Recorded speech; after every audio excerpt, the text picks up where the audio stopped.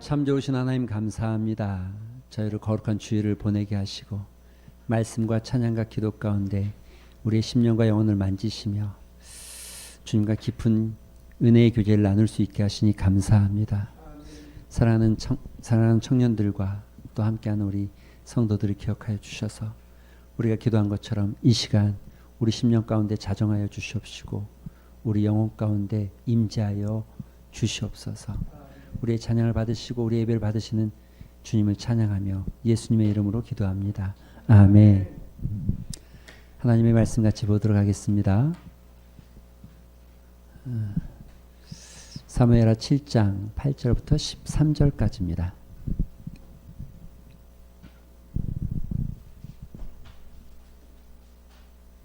교독하겠습니다.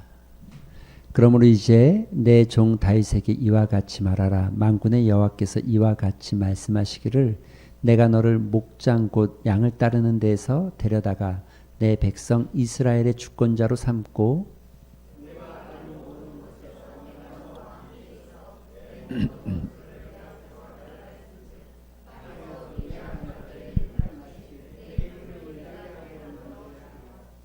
내가 또 내 백성 이스라엘을 위하여 한 곳을 정하여 그를 심고 그를 거주하게 하고 다시 옮기지 못하게 하며 악한 종류로 전과 같이 그들을 해하지 못하게 하여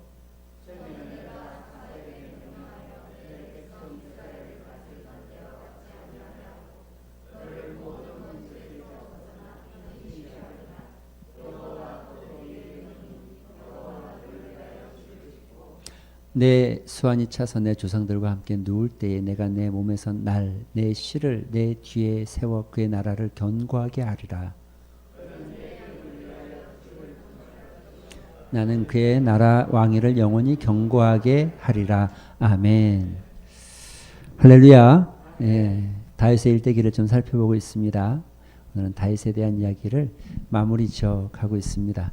오늘 청년들이 조금 들 보이는 듯한 느낌적인 느낌이 있죠. 예. 현대인들이 겪고 있는 이 선택 장애, 여러분 잘하고 있습니까?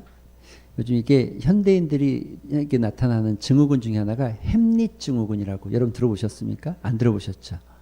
이 선택 장애라고 합니다. 선택 장애. 사느냐 죽느냐, 이것이냐 저것이냐, 그것이 문제로다. 이것도 저것도 잘 선택하지 못하는 사회가 점점 복잡해지니까 사람들이 이렇게 선택하는 게 점점 어려워집니다. 그래서 실제로 이 결정장애, 선택장애를 겪어본 사람들이 80.6%나 됩니다. 난 잘 이게 뭘 어떻게 해야 될지 잘 모르겠고 이걸 해야 되나 말아야 되나 이런 결정, 이게 옳은 건지 이게 맞는 건지 잘 선택을 못하는 거죠. 점점 복잡해지니까 더더욱 그럴 수 있죠. 음식 하나를 골라도 뭘 먹어야 될지 모르겠고 약속 장소를 잡을 때 어디를 잡아야 될지 모르겠고 뭐 이런 건 좀 낫죠. 예. 어떤 것들을 주로 고르고 지금 결정장애가 있냐? 소위 말하는 외식. 짜장면 먹을래? 짬뽕 먹을래요? 이거 어렵죠. 중국집 가겠습니까? 아니면 한식? 돼지국밥, 소머리국밥. 돈가스, 비유가스. 여러분 어렵잖아요. 늘 우리가 이게 좀 냉면, 물냉면, 비빔냉면, 물냉면 이것도 헷갈리고 그렇죠? 또 신발, 옷 사는 거. 그런데 이런 건 좀 낫죠. 이제 진학하거나 취업하거나 진로에 대한 선택을 할 때 계속적으로 갈등이 생기죠. 이게 옳은지 저게 옳은지. 현대인들이 겪고 있는 결정장애, 선택장애, 햄릿 증후군 현상, 이런 것들이 이런 것들이 일어나는 어떤 이유가 뭘까? 잘못 선택할까봐 불안하기 때문이 제일 많습니다. 한 40% 정도 잘못 선택할까봐. 그렇죠. 뭐 인생이라는 게 두 번 가는 길이 아니니까. 여행길이야 갔다가 잘못되면 돌아설 수 있죠. 등산에 올라갔다가 이 길이 아니다 싶으면 내려와서 다시 올라가면 되지만 인생은 한 번 가면 백도가 없잖아요. 백도가 백이 안 되잖아요. 선택과 옵션이 너무 많아서 현대 사회가 점점 복잡해지잖아요. 먹을 것도 너무 다양하죠. 요즘엔 뭐 한식, 중식, 일식 세 가지를 넘어서 양식, 네 가지를 넘어서 이제 뭐 태국식, 동남아 뭐 너무 많아져서 고르기도 어렵고 먹기도 어렵고. 예. 요즘 저희가 잘 여러분 모르는 거 많잖아요. 아마 우리 청년들은 알지만 마라탕 드셔보셨어요? 마라탕? 마라탕이 뭔지 아세요? 내가 볼 때 강유자 권사님 절대 모르실 것 같고 마라탕 드셔보셨어요? 안 최영숙 집사님 드셔보셨어요? 거기도 안 돼요. 최문희 집사님 드셔보셨어요? 거기도 안 되는 거. 야, 이제 그 밑으로 내려갈 데가 없네. 이제 청년인데 큰일 났네. 그러니까 다 안 드셔보신 거잖아요. 그렇죠? 마라탕. 청년들 지영대님이 먹어봤어요? 여기는 좀 먹어봤고. 요 정도 돼야지 않은군요. 이거 저도 마라탕 이게 먹다 보면 이렇게 맛이 한번 저희는 이제 애들이 있어서 한번 먹었는데 이게 너무 많으니까 뭘 먹어야 될지. 마라탕에도 이게 그 샤브샤브처럼 넣는 거에 따라 맛이 달라지거든요. 그렇게 먹는 거래요. 뭘 선택해서 넣어야 되는데 뭘 선택해야 될지 늘 헷갈리죠. 선택이 많고 옵션이 많아서. 또 다른 사람은 어떻게 생각하는지 궁금하고 혼자 튈까봐. 또는 남들에게 확인받고 싶어서 내가 이런 마음이 있지만 한 번 더 확인받고 싶은 거죠. 또는 남이 결정해 주는 게 훨씬 편해서 그냥 네 맘대로 해. 네 맘대로 해.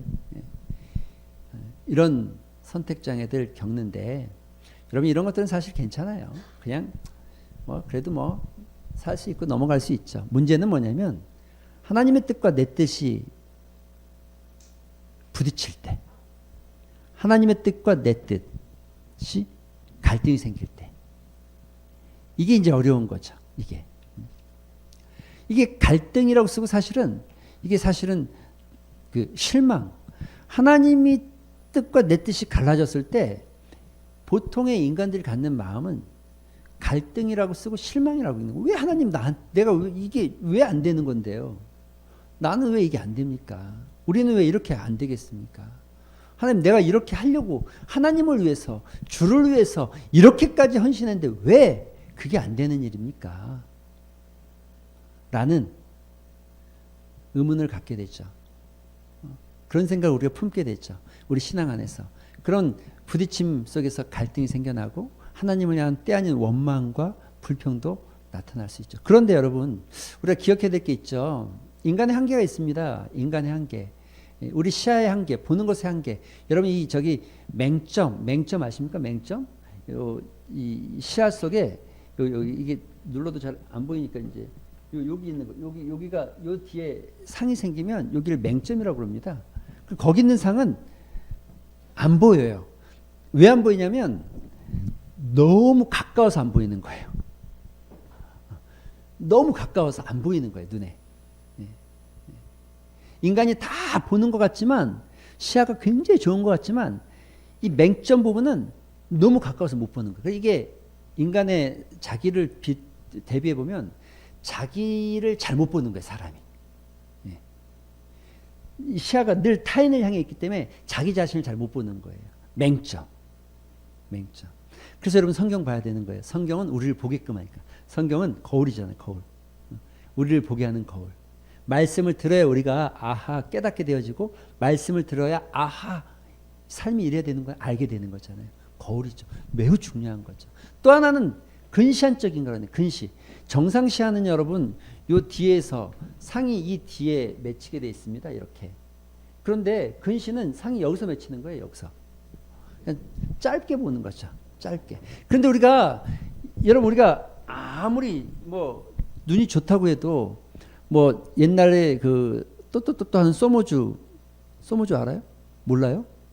집사님 아시죠? 소모주. 이게 세대 차이가 좀 느껴지네. 600만 불의 사나이 몰라요? 집사님 아시죠? 우리 세대 아는 세대가 몰라? 이렇게 세대 차이가 난다니까요. 문화적 대화가 안 돼. 대화가. 600만 불의 사나이 저 멀리까지 다 뚫어지게 보는 거잖아요. 그런데 사실 우리는 근시안이죠. 이게 눈의 문제가 아니라 우리 인생으로 보면 여러분 얼마나 앞에까지 내다볼 수 있어요. 그 내다보는 게 얼마큼 정확해요. 인생에 한계점이 있죠. 인간이 가지고 있는 한계점. 아무리 우리가 내일을 예상하고 예측해도 한계가 있고 내년을 예상하고 예측해도 한계가 있죠. 이거를 우리 인생의 역사로 살펴보면 이렇습니다. 하나님의 이 세계는요, 이 시작과 끝이 분명합니다. 이건 하나님의 시간은 여러분 이게 윤회 돌고 뭐 이런 거 없습니다. 자꾸 여기서 헷갈리면 안 돼. 하나님은 시작이 있고 끝이 있어요. 정확하게 만드셨고 엔딩이 있는 거예요. 그것의 아주 단편적인 역사가 뭐냐면 인간이죠.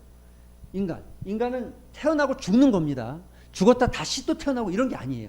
근데 가끔 보면 신앙생활 하는 분들도 아유 기도 열심히 하면 또 우리가 좋은 세상에서 태어날 수 이렇게 얘기하시는 분들이 가끔 있어요. 좋은 세상에서 또 이게 천국을 얘기하는 건지 다시 태어나는 걸 얘기하는 건지 잘 모르겠는데 좋은 세상에 또 태어난다는 거예요. 근데 그렇지 않습니다. 시간은 그냥 이 기독교적 시간관념은 처음과 끝, 알파와 오메가, 시작과 끝이 분명하게 있습니다. 그런데 여러분 이 시작과 끝 사이에 여러분의 인생이 여기 어디쯤 있는 하나님의 역사 속에 여기 어디쯤 있는 거죠.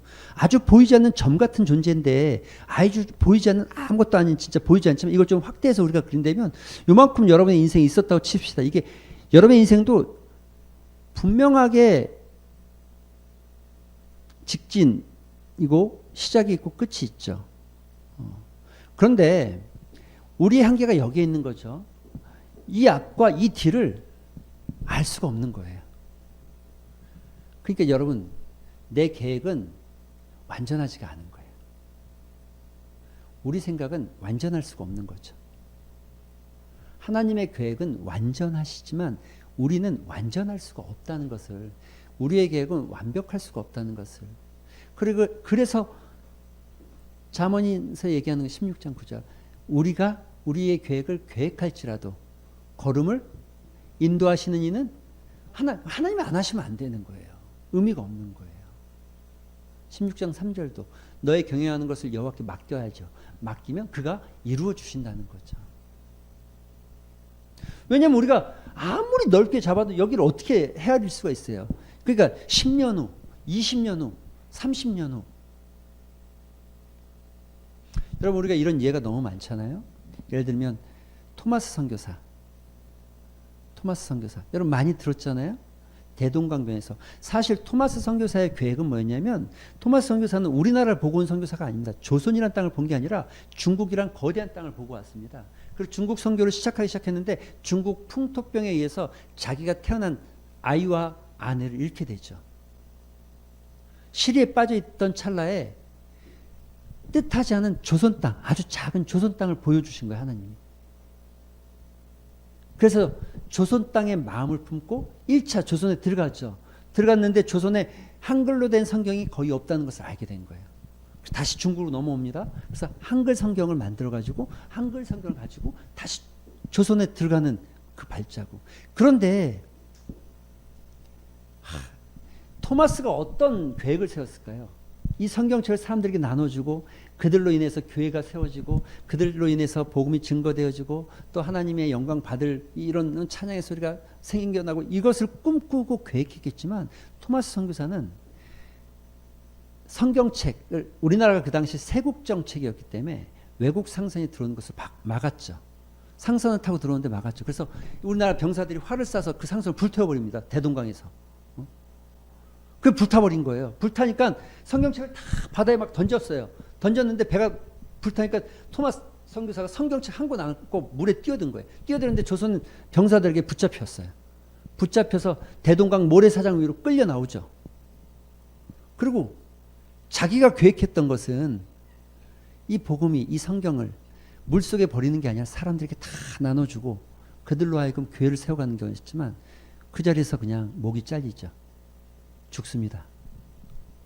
죽을 때 자기를 죽이는 그 병사 그에게 가슴에 안고 있던 성경책을 건네주는 거예요. 이것 좀 가지라고. 다 간절하게 주니까 이게 무슨 큰 보물이나 된 것처럼 주니까 혹시 몰라서 받은 거예요. 받은 사람 이름이 채치량이에요. 채치량. 받은 거예요. 받았는데 보니까 덜쳐보니까 쓸 데가 없어. 아무것도 아니야. 근데 종이 질은 좀 좋아. 그래서 쓸 데가 어디가 딱 있냐? 한 군데 있었어요. 뭘까요? 네? 뭐였어요? 벽에 가서 착착 찢어가지고 그 당시 우리나라가 이제 황토였기 때문에 벽에 뭘 바르고 사는 건 굉장히 부한 사람 아니면 대부분 황토 그대로 사는 거예요. 그 벽에다 다 발랐어요. 발랐는데 술 먹고 와서 누워있으면 보이는 게 성경 말씀, 잠잘라고 누워있으면 또 성경 말씀. 아, 이게 자꾸 성경 말씀. 그래서 예수 믿게 됐어요. 할렐루야. 실제예요. 그런데 그 채취량이 믿음이 생기고 그를 통해서 하나님이 일하기 시작하고 평양 대부흥이 1907년에 일어난 평양 대부흥의 역사에 시발점을 만들어요. 토마스 선교사의 죽음은 그의 계획은 전혀 맞아떨어지지 않은 것 같지만 하나님의 계획은 어마어마하게 놀라운 역사를 만든 거죠. 생각할 수 없는 큰. 지난 설교에 제가 그 에콰도르에 있는 아오리족 짐 엘리엇 선교사 이야기 마찬가지입니다. 엘리엇 선교사 닿자마자 경비행기를 타고 내렸는데 내린 그곳에 닿자마자 숨어있던 원주민들이 튀어나오면서 창을 던져 죽이죠. 그런데 그들이 죽은 후에 5년 후에 엘리엇 선교사의 아내가 또 들어갑니다. 그리고 그들을 정말 최선을 다해서 섬깁니다. 그 찔러 죽였던 짐 엘리엇을 찔러 죽였던 그 추장이 당신은 도대체 누군데 왜 우리 이렇게 섬기냐? 당신이 5년 전에 죽였던 사람의 아내입니다. 그래서 에콰도르 그 부족이 전체가 다 바뀌는 거예요. 복음이 들어요. 하나님의 계획은 알 수가 없죠. 우리가 생각하는 거예요. 그런데 우리가 여기서 한 가지 기억해야 될 것은 우리 삶이 이렇게 돼 있다고 할지라도 이거는 하나님의 역사 속에서 그런 거지 우리가 사는 현 시점에서는 여러분 사실은 이렇게 이 인생이라는 게 이렇게 짧은 게 아니라 이렇게 이런 거죠. 이런 거. 시간은 이렇게 보이지만 이거를 입체적으로 보면 이렇게 보이는 거죠. 선은 이거지만 입체적으로 보면 이렇게 되는 겁니다. 이 안에 지금 존재하는 거예요. 이 안에 존재하기 때문에 우리가 이 안에서 직선으로 늘 앞에 있는 사람을 경쟁적으로 쫓아가는 인생이 아니라 우리의 삶에서는 서로가 도와가면서 가는 굴러가는 인생이죠. 굴러가는 인생.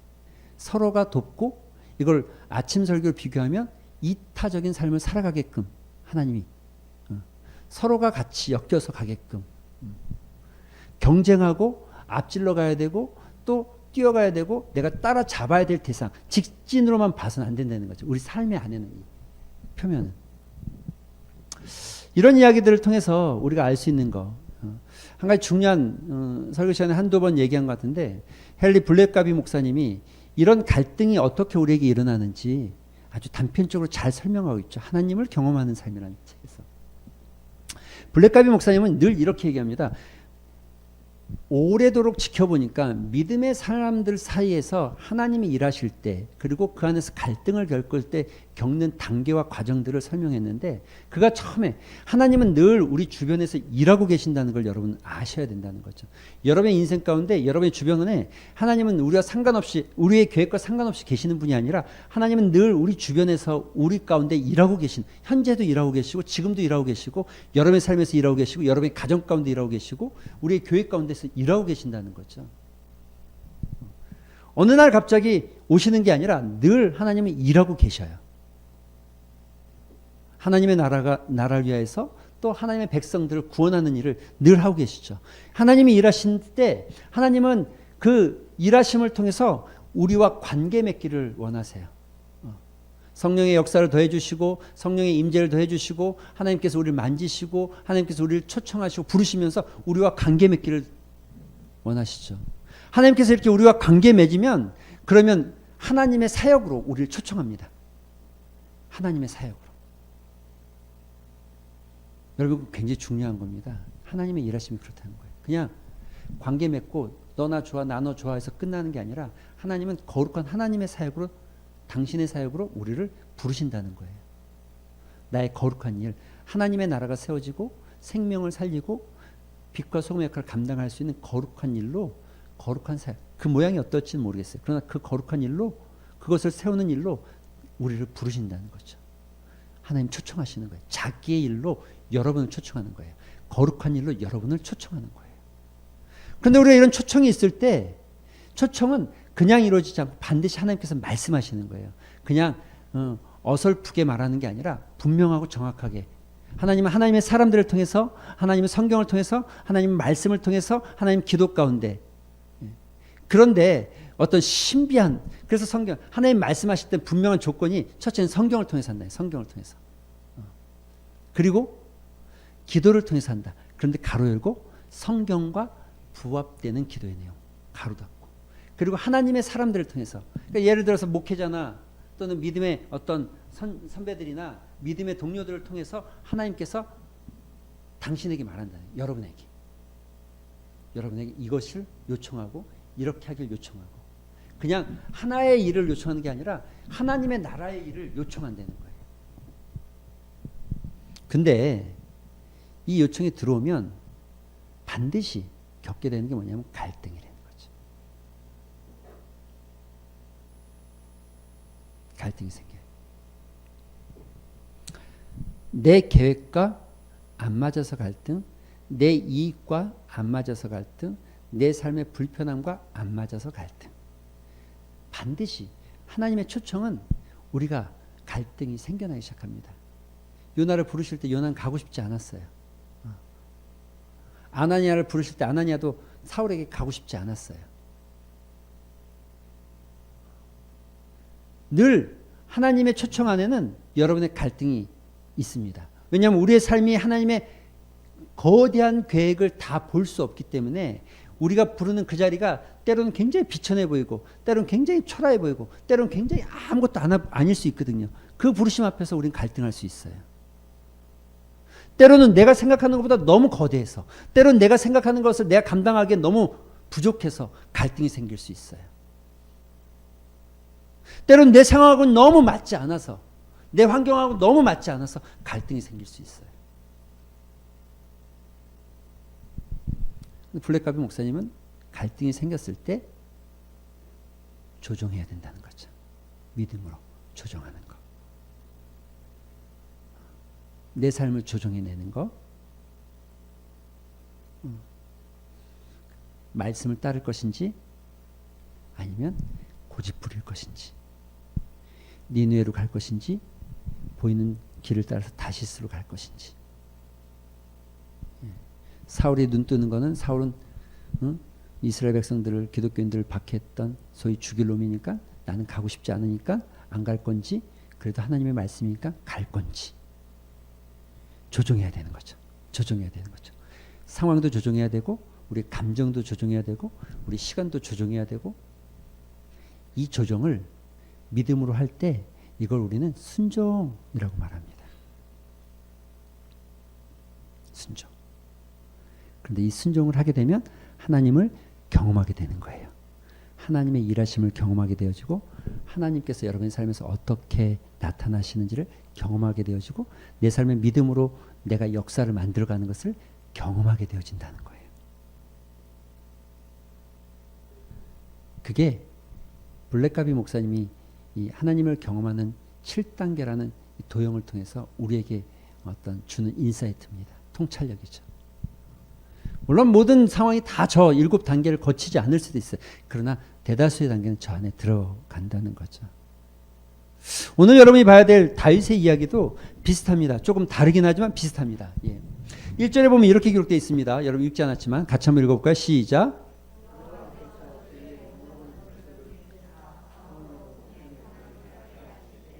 지금 모든 것이 다 잘 돼. 지금 다윗이 범죄하기 직전, 이 소위 말하는 열왕기하 11장 12장 범죄하기 바세바 사건 이전의 이야기입니다. 지금 전쟁에서 승승장구하고 나라가 평안해지고 모든 것이 다 잘 돼서 다윗은 왕궁에서 진짜 편안하게 있을 때, 그때 같이 시작.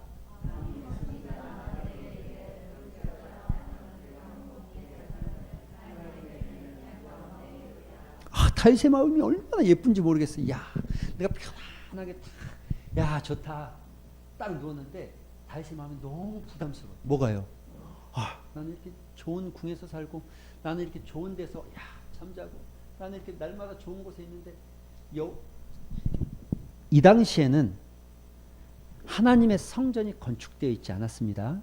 이스라엘은 지금 성막, 광야에서 쓰던 성막의 형태를 그대로 유지하고 있을 때입니다. 성막.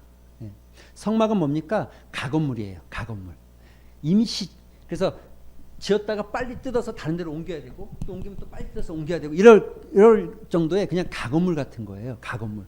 그러니까 그 가건물을 지어놓고 하나님의 저는 가건물인데 본인은 너무 좋은 백향목 궁에 누워 있는 거예요. 이게 다윗의 마음, 이 사람이 얼마나 다윗의 마음이 참 거룩하고 정말 뭐랄까 좀 대단하지 않습니까? 야 이제 다 잘 됐다. 내가 복 받았다. 끝났다가 아니라 딱 누웠는데 하나님 괴는 저 낡은 곳에 이제 나는 이게 이게 뭐야? 다윗의 마음이 보이십니까, 여러분? 정말 다윗이 사랑받을 수밖에 없는 하나님께 사랑받을 수밖에 없는 인물이었다는 게 느껴지지 않습니까? 그래서 다윗이 이렇게 말한 거예요. 나단이 왕께 아뢰되 여호와께서 왕과 함께 계시니 마음에 있는 모든 것을 그런 마음 가지고 계시면 선지자가 말 그런 마음 가지고 계시면 그 마음대로 행하세요. 왕의 마음은 참 선하십니다. 왕의 생각은 참 좋은 생각입니다. 왕의 계획이 참 선해 보입니다. 그 계획대로 실천하세요. 그런데 여러분이 이게 지금 이 상황을 정리해 보면 이런 겁니다.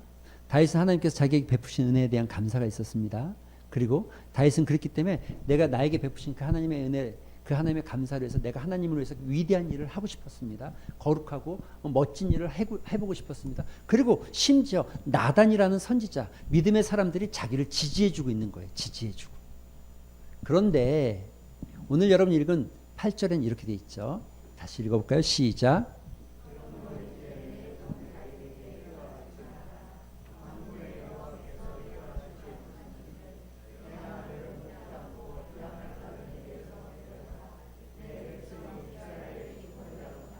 같이.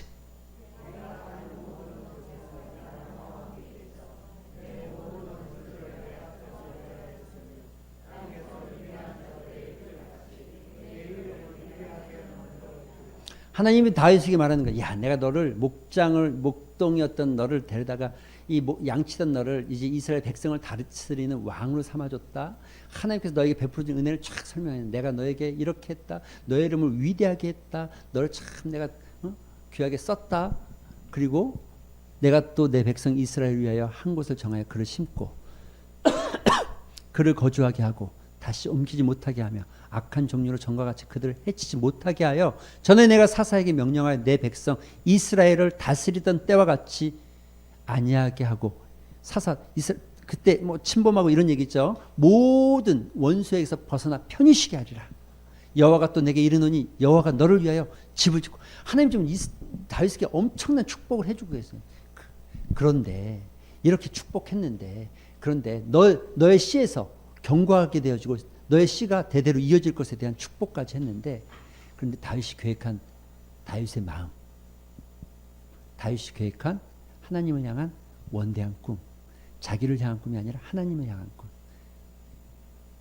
같이 읽어볼까요? 시작.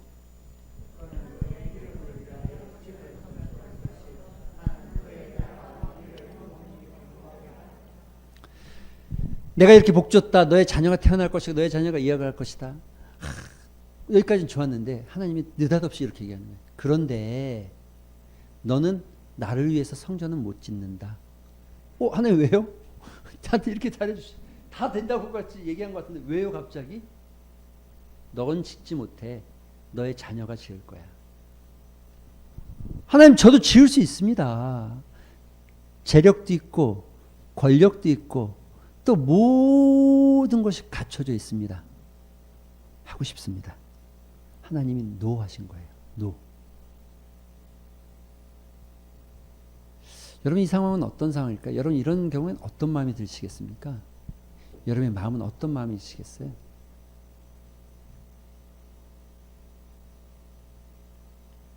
하나님이 노할 때 여러분 기도 속에서 노할 수 있지만 사람을 통해서 이미 말했죠. 블랙가비는 하나님이 말씀하실 때 성경을 통해서 기도를 통해서 또 믿음의 사람들을 통해서 말씀하신다. 그럼 믿음의 사람들을 통해서 노하면 어떻게 하실 거예요?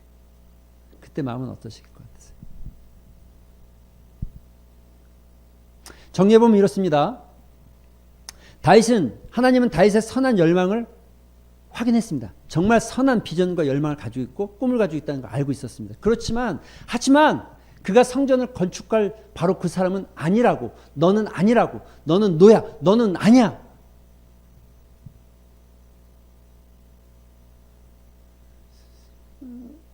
저도 젊었을 땐 찬양 인도도 하고 또 찬양 인도하는 게 얼마나 하고 싶었는지, 저는 찬양을 달란트가 그렇게 있는 사람은 아니지만 그래도 열심히 배웠죠. 열심히. 뭐 잘 배웠습니다. 뭐 예전에는 막 그 곡도 쓰고, 요즘 뭐 니든가 아까 보니까 박자가 요즘 젊은 친구들 이게 지난번에 있죠. 우리는 1 하나 둘 셋 넷이잖아요. 여기는 안 그래요. 하나 둘 셋 넷이에요. 그러니까 따라하다 보면 찬양을 못 따라들으니까 저도 헷갈리고 여러분도 헷갈리고, 청년들은 잘하고, 이게 이해가 잘 안 돼서 지금 잘 모르시겠죠. 부르다 보면 자꾸 헷갈려지는 거예요. 우리는 하나 둘, 여기는 하나 둘 이렇게 된다니까요.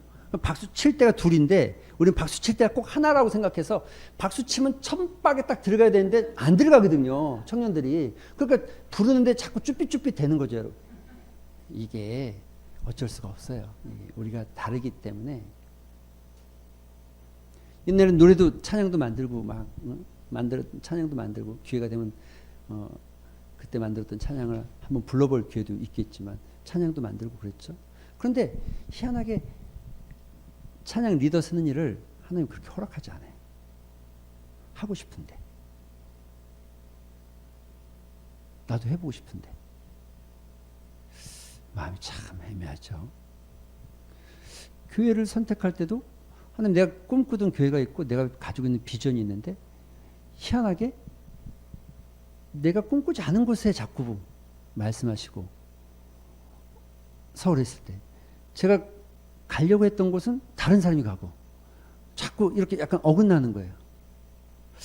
내가 저 사람 쟤보다는 못하는 게 별로 없어 보이는데, 쟤보다 그렇게 떨어지는 게 없어 보이는데, 이런 마음이 막 들거든요. 근데 하나님이 노하실 때 여러분 마음이 어떨 것 같으세요? 봉사도 마찬가지겠죠. 내가 더 잘할 것 같은데, 내가 더 잘할 것 같은데, 내가 하면 잘할 것 같은데. 18절 여러분 읽지 않았지만 다윗이 이 일에 어떤 반응을 보였는지 한번 읽어보겠습니다. 시작.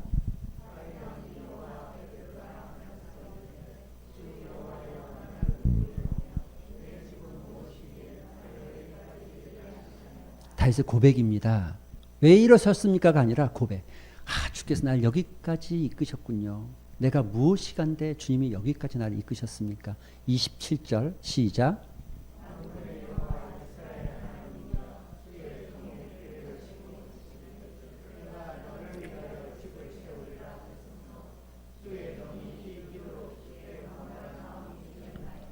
하나님이 너는 아니야. 너의 씨에서. 그 다윗이 지금 내 기도 제목, 하나님의 성전을 짓겠다가 아니라 주께서 이 기도 제목을 나한테 주셨으니 그 기도로 내가 기도하겠습니다. 이렇게 고백하고 있는 거예요. 28절 시작.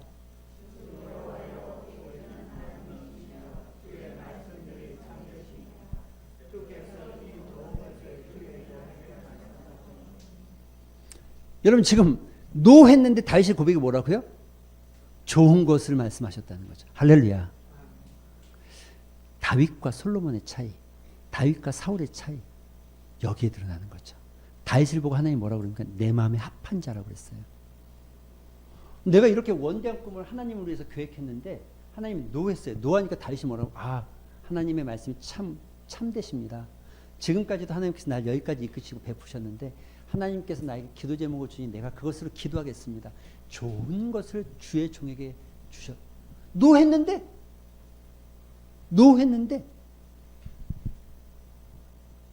여러분 이 이야기가 29절 같이 한 번 더 읽어보세요. 시작.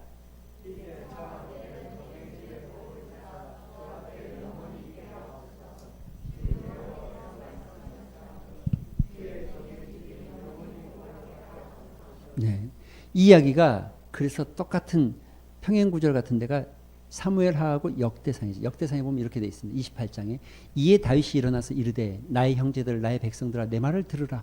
나는 여호와의 언약궤 곧 우리 하나님의 발판을 봉헌할 성전을 건축할 마음이 있어서 건축할 재료를 준비하였으나 같이 시작.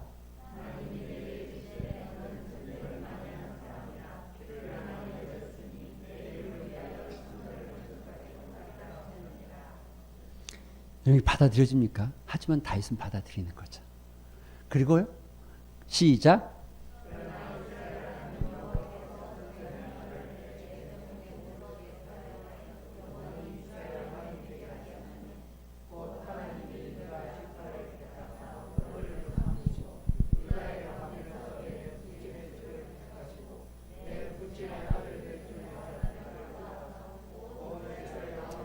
그 다음 네.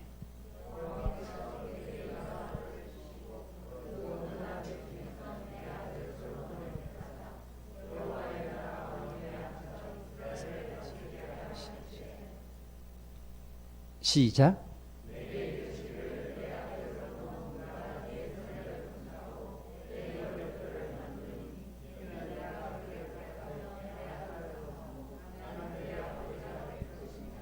다윗이 이 말을 듣고 이렇게 행동한 거예요. 내 원대한 꿈과 내 비전, 하나님을 향한 거룩한 계획을 하나님은 허락하지 않으신 거예요. 하나님 왜 나는 안 됩니까? 왜 나는 못합니까? 나도 할 수 있습니다가 아니라 하나님의 계획을 들어보니 그것이 정말 선합니다. 그리고 다윗이 한 것이 뭐냐면 그럼 내가 해야 될 게 뭐다? 첫째, 재료를 준비했습니다. 둘째, 사람들을 불렀어요. 리더들을 불러서 나는 이렇게 하고 싶은 마음이 있었지만 하나님의 뜻이 이게 아니었으니 내 아들이 할 겁니다. 내 아들이 하게 될 건데 내 아들이 할 수 있도록 당신들에게 권한을 부여하고 일이 되게끔 만들어요. 솔로몬을 부릅니다. 솔로몬을 불러서 뭐라고 그럽니까? 너는 하나님의 성전을 지어야 될 사람이다. 여러분 다윗이 멋있죠. 멋있죠. 아 그럼 나 안 해. 나 안 해. 알겠어요. 그럼 여기까지 끝. 이게 아니라 보통 우리 여기까지 끝. 나 안 해. 손 떼면 되지 뭐. 그렇게 될 수 있잖아요. 그렇죠? 대부분 그렇게 하잖아요. 드럼 막 치는데 다음 주부터 너는 드럼 치지 마. 다른 사람 칠 거야. 에? 왜요? 내가 넌 아니야. 넌 아니야. 아니 왜요? 아니야. 알았어요. 끝. 이렇게 할 거잖아요. 보통 우리가 하잖아요. 그렇게. 다윗은 그렇게 안 하는 거예요. 아 그래요? 그럼 누가 치는데요? 아 그래요? 그럼 내가 그 사람을 위해서 뭘 해야 되죠? 내가 뭘 준비해야 되죠? 내가 뭘 도와야 되죠? 여러분 다윗이 진짜 멋있는 사람이에요. 그래서 본받고 싶은 신앙인물 다윗, 바울. 이 땅에서는 본받고 싶은 목회자 이재철 목사님, 박명수 목사님, 이 총회장 80대셨다. 정말 멋있는. 이러니까 하나님이 다윗을 향해서 내 마음의 합한 자라고 표현하죠. 내 마음의 합한 자. 여러분 정리하면 이렇습니다. 다윗은 하나님께서 당신의 약속을 성취하실 것을 온전히 기대하셨어요. 기대하고 있어요. 하나님께서 내 계획과 당신의 계획 그 섭리 안에서 이루실 것을 기대하고 있었어요. 그냥 내 뜻이 안 이루어진 것에 대해서 실망한 게 아니라 하나님의 뜻이 이루어질 것에 대한 기대감을 가지고 있었어요. 할렐루야. 여러분 진짜 우리가 인생에 기대할 것은 진짜 우리가 인생을 기대해야 되는 것은 하나님의 뜻이 어떻게 이루어지고 있는지에 대한 기대입니다. 내 삶에서 어떻게 이루어지는지 내 가정에서 어떻게 이루어지는지 우리 교회에서 어떻게 이루어져 가는지를 보는 게 이게 진짜 기대예요.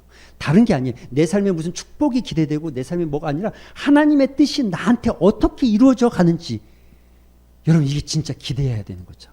이런 기대를 갖는 거죠 우리가. 다윗은 하나님의 계획 속에 순응하기 위해 자신의 열망을 조정합니다. 자신의 꿈을 조정합니다. 자신의 삶을 조정합니다. 그리고 순종하기를 결정하는 거죠.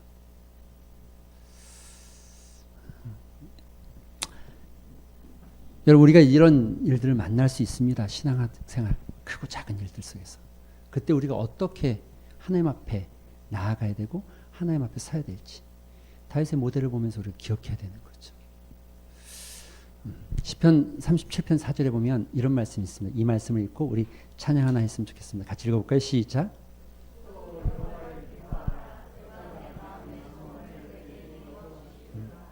예, 하나님이 기뻐하시는 게 뭔지를 여러분 생각하셔야 됩니다. 우리 계획이 아니라 하나님이 기뻐하시는 거. 그리고 그 삶 안에서 우리가 믿음을 따라서 조종하기 시작할 때, 우리 삶을 조종하기 시작할 때 놀라운 역사, 내 삶에서 하나님이 일하시기 시작하고 하나님이 경험되어지기 시작하는 은혜를 경험하게 되는 거죠. 그 은혜를 누리는 중앙교회 성도들 되셨으면 좋겠습니다. 우리 같이 찬양 하나.